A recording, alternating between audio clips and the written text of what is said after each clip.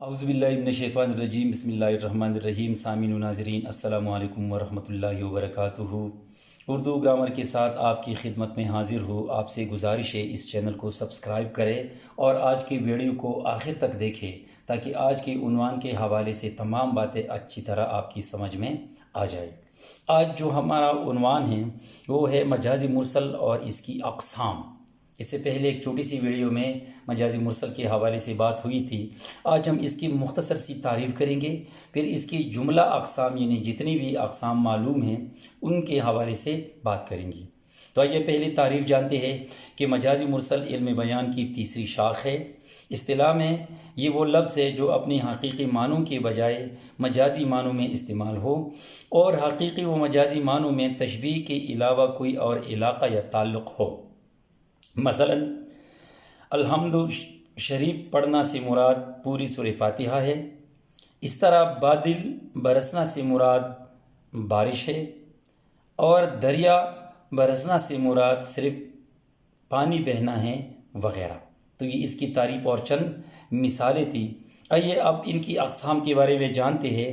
تو مجازی مرسل کی جو اقسام ہیں ان کے بارے میں تمام ماہرین بلاغت اس بات پر متفق ہے کہ مجازی مرسل کی کل 24 قسمیں ہیں، یعنی ان کی تمام قسمیں 24 ہیں، جن میں سے چند ایک حسب ذیل ہے، یعنی وہ جو بہت زیادہ مشہور ہے یا جو مجھے معلوم ہیں ان کے حوالے سے آج ہم بات کریں گے۔ تو اس کی جو پہلی قسم ہے وہ ہے جز بول کر کل مراد لینا۔ اس سے مراد کیا ہے؟ اس صورت سے مراد یہ ہے کہ ایک ایسا لفظ بولا جائے جس کا اطلاق اپنے اصلی اور حقیقی معنی کے بجائے جز پر ہوتا ہے، یعنی کل پر نہیں جز پر ہوتا ہے، لیکن اس سے جز کے بجائے کل مراد لیا جائے تو اسے کہتے ہیں جز بول کر کل مراد لینا۔ جیسے سورہ فاتحہ کو الحمد کہتے ہیں اور کلمے کا اطلاق اشہد ان لا الہ الا اللہ پر کیا جاتا ہے۔ تو آپ نے دیکھ لیا کہ جز بول کر کل سے مراد کیا ہے۔ شعری مثال ملاحظہ کیجئے کہ فیض احمد فیض کا ایک شعر ہے، رنگ پیرہن کا خوشبو زلف لہرانے کا نام، رنگ پیرہن کا خوشبو زلف لہرانے کا نام، موسم گل ہے تمہارے بام پر آنے کا نام۔ یہ فیض کا ایک شعر ہے۔ یہاں موسم گل کی ترکیب میں گل کے لفظ سے پورا موسم مراد لیا گیا ہے، کیونکہ بہار میں پھول کھلتے ہیں اور پھول بہار کے موسم کا ایک جز ہوتا ہے۔ چنانچہ شاعر نے جز یعنی گل بول کر یا پھول بول کر کل یعنی موسم بہار مراد لیا ہے۔ تو امید ہے کہ آپ سمجھ گئے ہوں گے کہ جز بول کر کل سے مراد کیا ہے۔ یہاں ایک پھول کا ذکر ہے یعنی گل بولا گیا ہے، لیکن اس سے مراد پورا موسم بہار ہے۔ اسی طرح اس کی دوسری قسم ہے کل بول کر جز مراد لینا۔ مراد یہ ہے کہ جو لفظ کے معنی کے لیے وضع ہوا ہے اس سے اس چیز کا جز مراد لیا جائے۔ جیسے ہاتھوں سے پھول توڑنا، ہاتھ کل سے مراد انگلیاں ہے، یعنی یہاں پر ہاتھ کیا ہے؟ یہ کل ہے اور انگلیاں جز ہے۔ تو یہ کہتے ہیں کہ کل بول کر جز مراد لینا۔ شعری مثال ملاحظہ ہو، اور بازار سے لے آئے اگر ٹوٹ گیا، اور بازار سے لے آئے اگر ٹوٹ گیا، ساغر جم سے میرا جام سفال اچھا ہے۔ یہاں کل یعنی بازار بول کر جز یعنی دکان مراد لیا گیا ہے، کیونکہ انسان بازار میں جا کر پورے بازار سے سودا نہیں خریدتا بلکہ ایک دو دکانوں سے خریدتا ہے، تو اسی لیے یہاں کل بازار بولا گیا ہے لیکن اس سے مراد ایک دکان لی گئی ہے۔ اس کی تیسری قسم ہے سبب بول کر مسبب مراد لینا۔ سبب وجہ کو کہتے ہیں اور جس کی وجہ سے ہوتا ہے اسے کہتے ہیں مسبب۔ اس کی تعریف جانتے ہیں۔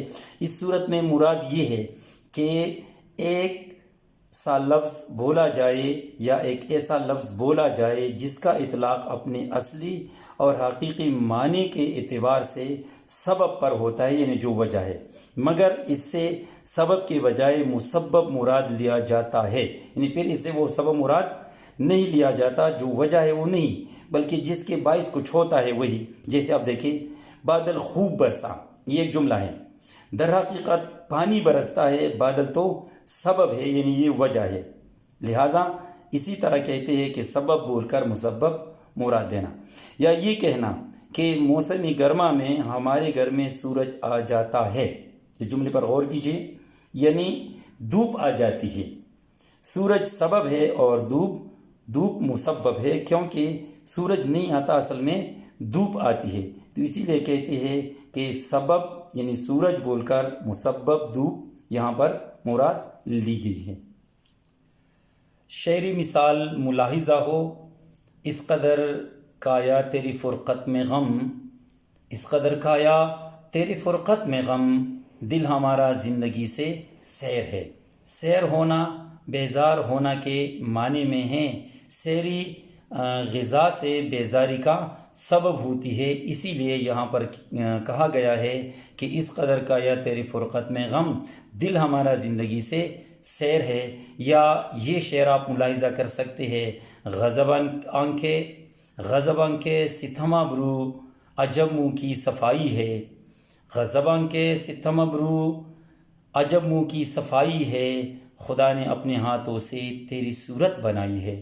یہاں دیکھیں ہاتھ سبب سے مراد قدرت یعنی مسبب ہے، یعنی ہاتھ سبب ہے اور قدرت مسبب ہے۔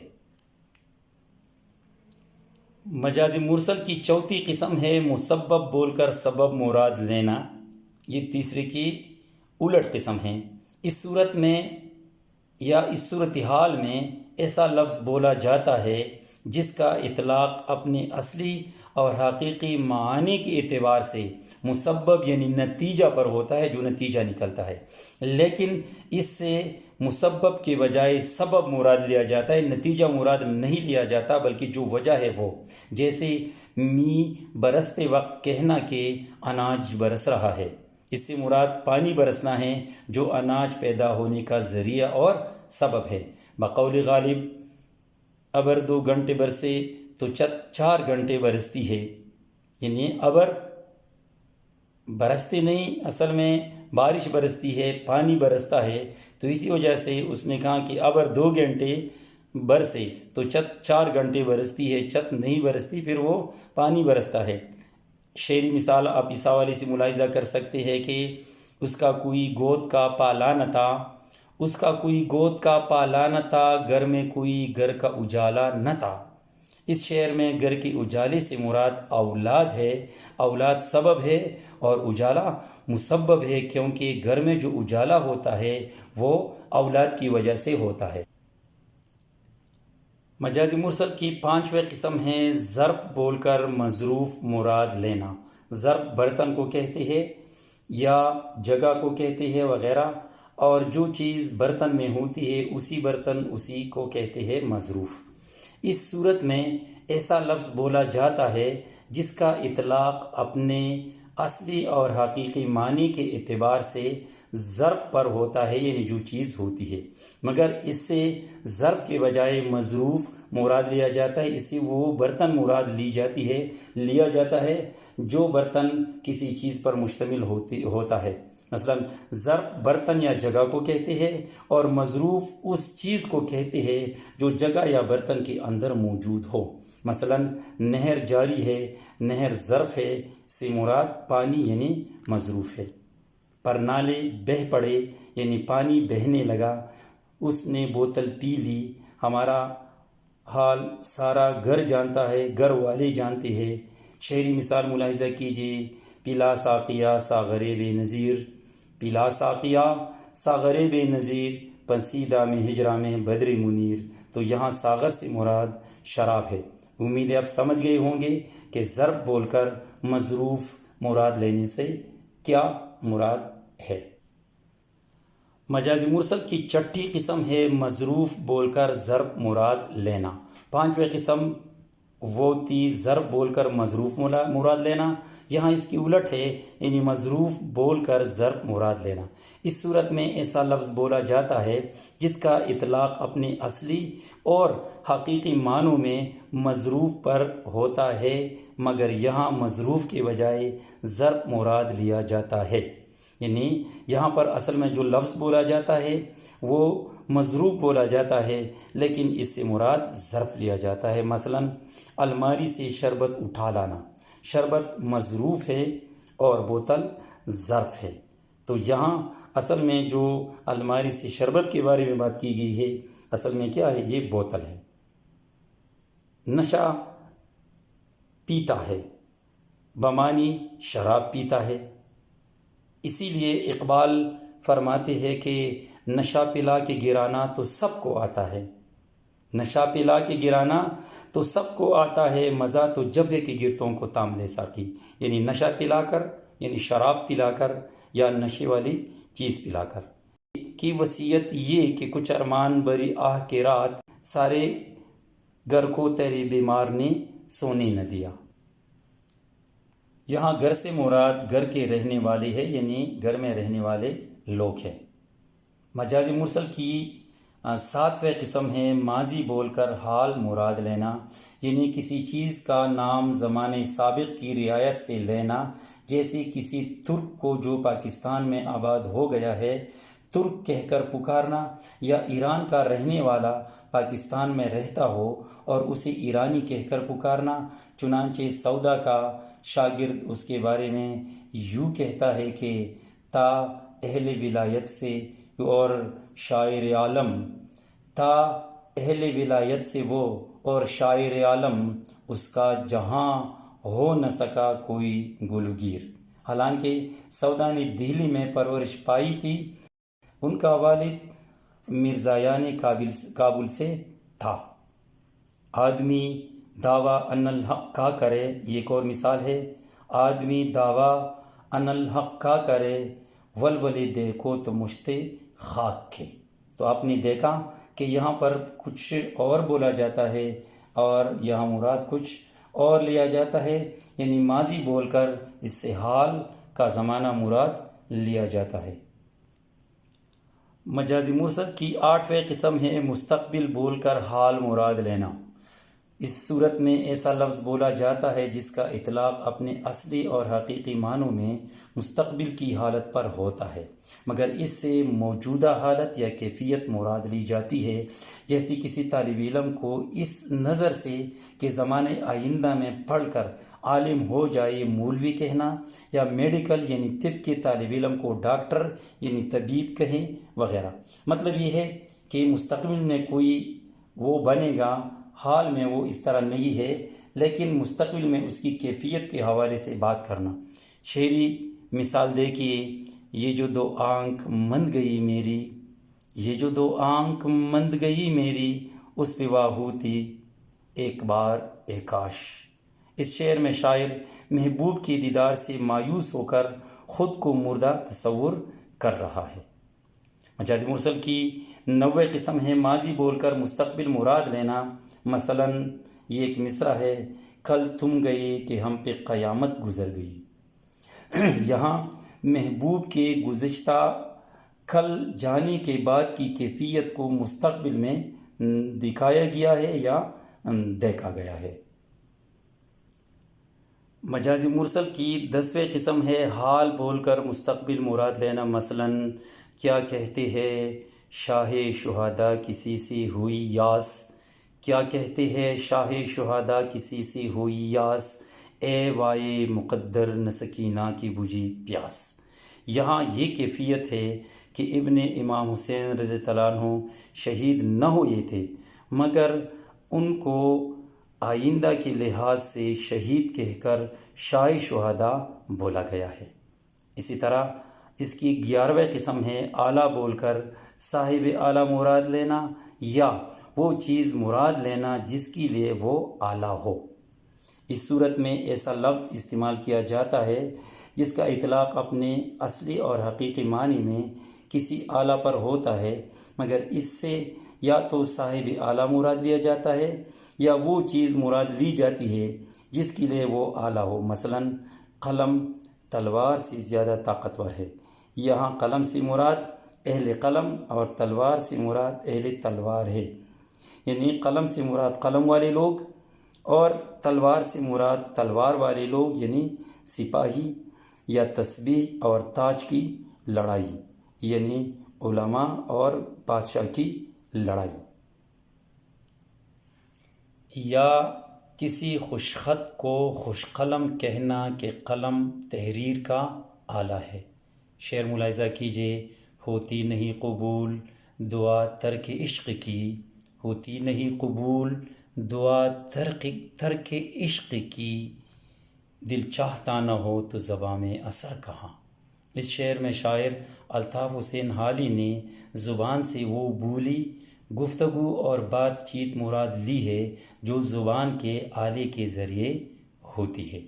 اسی طرح مجازی مرسل کی جو 12ویں قسم ہے وہ ہے مجازی مرسل کی ایک صورت یہ بھی ہو سکتی ہے کہ لفظ میں تضاد کا علاقہ ہو، یعنی ایک دوسرے کے اپوزٹ ہو، ایک دوسرے کی الٹ ہو، جیسے بزدل کو دلیر کہنا، بد کردار کو با کردار کہنا، یا بے وفا کو با وفا کہنا۔ شعری مثال ملاحظہ ہو کہ غالب کا ایک شعر ہے کہ میرے قتل کے بعد اس نے جفا سے توبہ، کہ میرے قتل کے بعد اس نے جفا سے توبہ، ہائے اس زود پشیماں کا پشیماں ہونا۔ اس شعر میں زود پشیماں دیر سے پشیماں ہیں، اور زود پشیماں اور پشیماں میں تضاد کا علاقہ ہے یا تعلق ہے۔ اس طرح اس کی 13ویں قسم ہے جو نام مقید کے لیے موضوع ہے اسے مطلق کے لیے استعمال کرے۔ مثلا حرف بولے اور کلمہ مراد ہو، یعنی ایک حرف بولا جاتا ہے اور اس سے مراد پورا کلمہ لیا جاتا ہے۔ میر اپنے شعر میں شہیدوں کا لفظ لایا ہے اور مراد اس سے کشتے ہے۔ شہید ایسے کشتے کو کہتے ہیں جو بے گناہ یا راہ خدا میں مارا جائے۔ بقول میر ہو تیری محراب میں سجدہ شہیدوں کا قبول، ہو تیری محراب میں سجدہ شہیدوں کا قبول، تاکہ نسیاں میں تو رکھ دے زندگانی کی کتاب۔ ظاہر ہے کہ شہید مقید ہے اور کشتہ مطلق ہے۔ یہ شعر حضرت علی رضی اللہ عنہ کی تلوار کی تعریف میں ہے۔ یہاں غرض یہ نہیں ہے کہ حضرت علی رضی اللہ عنہ کی تلوار کے کشتے شہداء میں محسوب ہے۔ مجاز مرسل کی 14ویں قسم ہے جو لفظ مطلق کے لیے وضع ہوا ہو اس کو مقید پر اطلاق کرے۔ مثلا روز کہے اور مراد اس سے روز قیامت ہو، یا کلمہ بولے اور مراد اس سے اسم یا فعل یا حرف ہو۔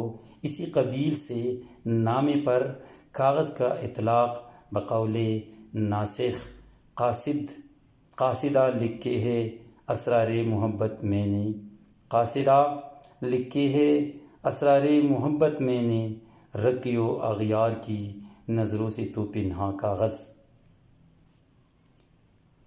مجاز مرسل کی 15ویں قسم ہے مجاورت یعنی نزدیکی۔ اس میں ایک قریب و نزدیک کا اطلاق دوسرے قریب و نزدیک پر ہوتا ہے، جیسے صف کا لفظ عربی ہے قطار کی معنی میں، صف قطار کو کہتے ہیں، اور صف ماتم مجازاً اس فرش کو کہتے ہیں جس پر اہل ماتم بیٹھتے ہیں۔ چونکہ اہل ماتم فرش سے قربت رکھتے ہیں اس لیے فرش کو اہل ماتم کہتے ہیں۔